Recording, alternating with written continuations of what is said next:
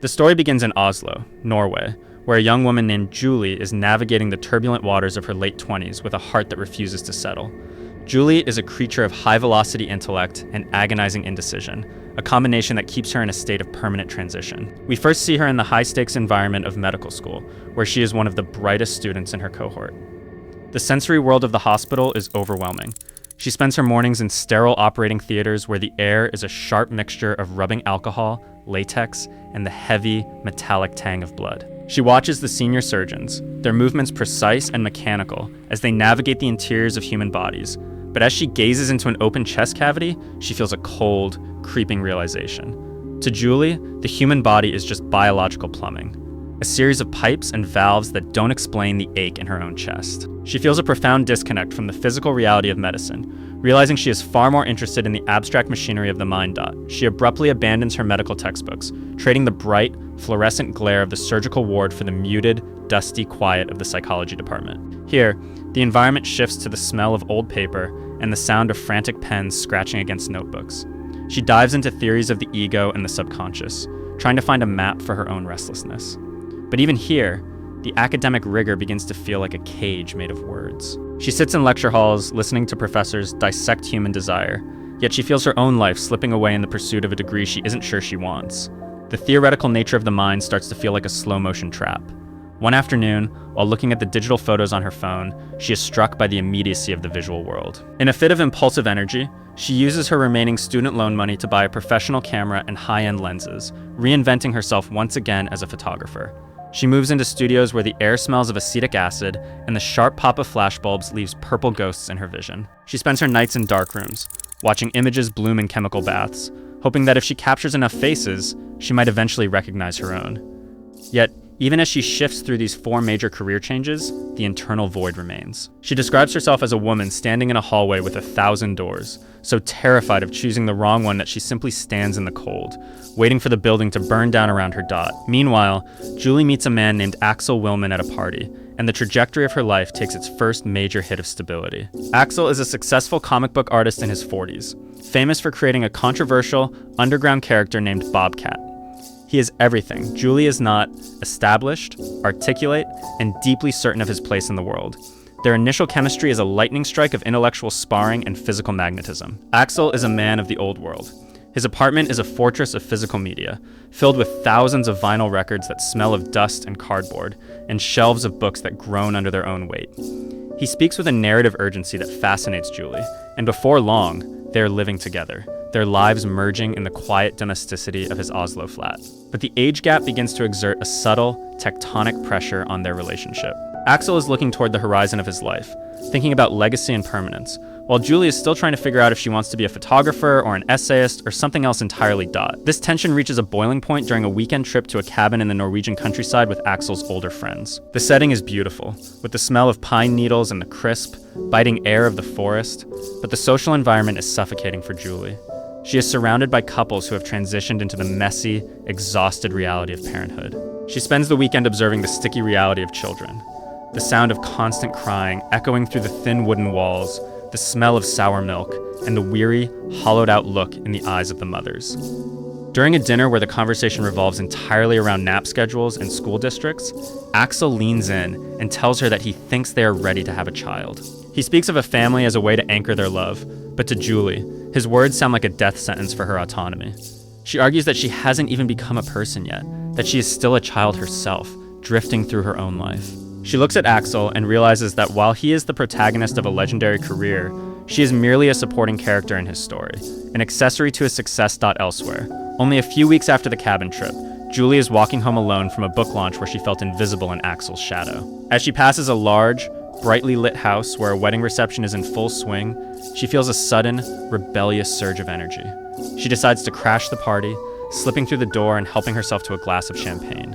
She wanders through the crowd, inventing a fake name and a fake career for anyone who asks, relishing the freedom of being a stranger. It is here that she meets Eyvind, a man with kind eyes and a gentle demeanor who works at a local bakery. They are drawn to each other instantly, but they both quickly admit they are in committed relationships. What follows is a long, surreal night of emotional brinkmanship.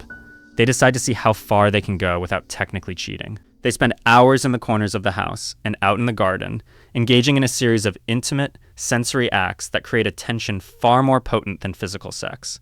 They share secrets they've never told their partners. They blow smoke into each other's mouths, feeling the warm, gray cloud pass between their lips. At one point, they even watch each other use the bathroom, a strange, vulnerable moment that strips away all social pretense. They spend the early morning hours smelling each other's skin, the scent of her perfume mixed with the faint aroma of flour and yeast on his hands. When the sun finally begins to rise over the city, they part ways with a lingering look, but no exchange of phone numbers, leaving the encounter as a crystalline, isolated memory of a life they aren't allowed to have. Just then, the reality of Julie's life with Axel begins to feel like a slow-motion collapse. She is working at a bookstore, surrounded by the physical objects Axel loves so much, but she feels like a ghost moving through the aisles.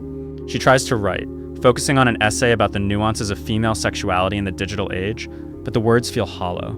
She can't stop thinking about Eyvind and the way he looked at her without the weight of expectation. One morning, the pressure becomes unbearable. While standing in her kitchen preparing coffee, Julie reaches for the light switch. As she flips it, the world around her undergoes a magical, impossible transformation. Everything freezes. The hum of the refrigerator cuts out. The steam from the coffee pot hangs motionless in the air, and Axel is suspended in a mid-morning stretch, his face a mask of frozen domesticity.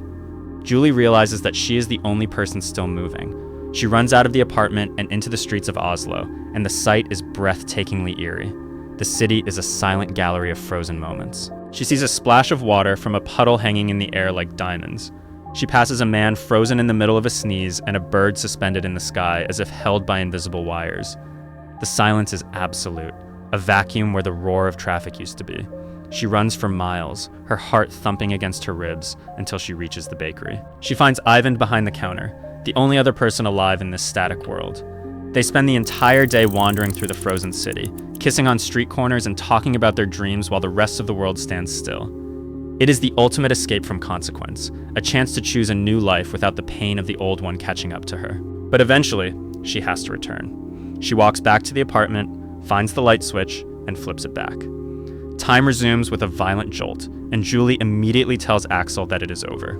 The breakup is a brutal, protracted narrative of two people who love each other but are moving at different speeds. They sit on the floor of the apartment, surrounded by the physical remnants of their years together, as Axel tells her that he is terrified of losing his anchor, and Julie admits that she has to leave before she disappears entirely. Meanwhile, Julie moves into a sparse, sun-drenched apartment and begins a full-blown relationship with Eyvind. Life with him is the polar opposite of her life with Axel. It is grounded in the present, free from the intellectual demands and the heavy shadow of a creative legacy. Eyvind is simple and content, and for a while, Julie feels she has finally found the ordinary life she craved. However, she soon discovers that Eyvind has his own baggage. He tells her about his ex-girlfriend, Sunniva, who underwent a radical transformation of her own. Sunniva became obsessed with her ancestral roots and environmental activism, eventually moving to the north and dedicating her life to the protection of reindeer rights. Julie watches videos of Sunniva practicing yoga in the snow and advocating for indigenous land, and she realizes that Sunniva's search for identity is just as frantic and absurd as her own. The domestic bliss begins to fray as Julie realizes that changing her partner hasn't fixed the restlessness inside her. She is still working at the bookstore, still staring at blank pages, and still feeling like her life is a series of chapters that don't add up to a whole book. Elsewhere, the tone of the story shifts into a much darker, more existential register. Julie receives a phone call that stops her world for a second time. She learns that Axel has been diagnosed with terminal pancreatic cancer. The news is a physical blow to her, and despite her commitment to Eyvind, she begins to visit Axel in the hospital. The contrast between her mundane life at the bakery and the bookstore and the heavy, sterile reality of the oncology ward is jarring. Axel is undergoing a rapid, terrifying physical decay. The man who was once a towering intellectual presence is now pale and fragile, his skin looking like thin vellum stretched over bone. The smell of the hospital, a mixture of bleach and the cloying scent of flowers left too long in vases, becomes the backdrop for their final conversations. During these visits, Axel becomes a philosopher of the disappearing world. He reflects on the loss of the 20th century, a time when culture was made of physical things you could touch and hold. He laments the disappearance of record stores where you could flip through sleeves and the tactile joy of holding a heavy book in your hands. He tells Julie that she lives in a digital haze where everything is fleeting and nothing has weight. He admits that he spent his life worrying about his art and his Bobcat character, but in the end, none of it matters as much as the memory of her standing in their kitchen. Julie sits by his bed, listening to the wheeze of his breath and the rhythmic hiss of the oxygen machine, realizing that Axel was the only person who truly understood the depth of her restlessness. Even if he couldn't cure it, just then, in the midst of this grief, Julie discovers a new complication. She is pregnant. The news is a cruel irony, arriving at the very moment she is watching the most important man in her life die. She keeps the pregnancy a secret from Ivan for weeks, feeling the weight of the new life inside her as a heavy, unwelcome anchor. During a particularly emotional visit to the hospital, she finally confesses the news to Axel. Despite his condition and the fact that the child isn't his, Axel reacts with a profound, quiet peace. He tells her that she will be an incredible mother because she is empathetic and because she sees the world with the eyes of an artist. He gives her a blessing she didn't know she needed, a validation of her worth that Ivan is incapable of providing. But when she finally tells Ivan the news, Ivan is terrified. His own life is just as unformed as hers, and they realize that their relationship was built on the thrill of the escape, not the reality of a foundation. The conversation is a painful collision of two people who are still trying to grow up. While Julie is alone in her apartment, the decision is taken out of her hands. She begins to experience sharp, stabbing pains in her abdomen, followed by heavy bleeding. She retreats to the bathroom, and as she stands in the shower, watching the red water swirl down the drain, she experiences a miscarriage. It is not a moment of high drama or screaming grief. Instead, it is a quiet, somber return to herself. She feels a strange sense of relief mixed with her sadness, a feeling that the universe has reset the board once again. Shortly after, she receives the news that Axel has passed away. She attends his funeral, standing at the back of the crowd as his friends and colleagues eulogize the great artist.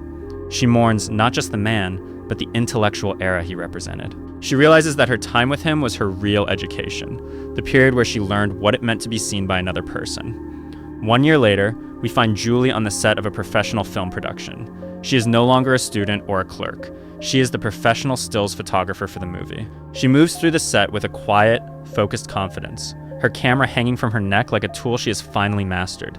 She watches the actors perform, her finger hovering over the shutter, waiting for the exact millisecond where a human emotion becomes visible. She has found a way to use her restlessness, turning her constant observation of life into a career that requires her to be both present and detached. During a break in filming, she looks through a window and sees a familiar face on the street below. It is Ivan. He is with a new woman, and they are pushing a stroller. They look happy, settled, and unremarkable in the best possible way. Julie watches them for a long moment, a bittersweet smile touching her lips. There is no urge to run down to him, no desire to crash back into his life. She realizes that she was never meant for that domestic picture, and that's okay. She turns back to the set, adjusts the aperture on her lens, and prepares for the next shot. For the first time in her life, Julie isn't waiting for her story to start or running from a version of herself she hates. She is simply there, the main character of a life that is finally, undeniably her own. So, what did you think about this movie? Share your thoughts in the comments below. And if you enjoyed this recap, don't forget to like the video and subscribe to Seen Unseen for more amazing movie stories. See you in the next video.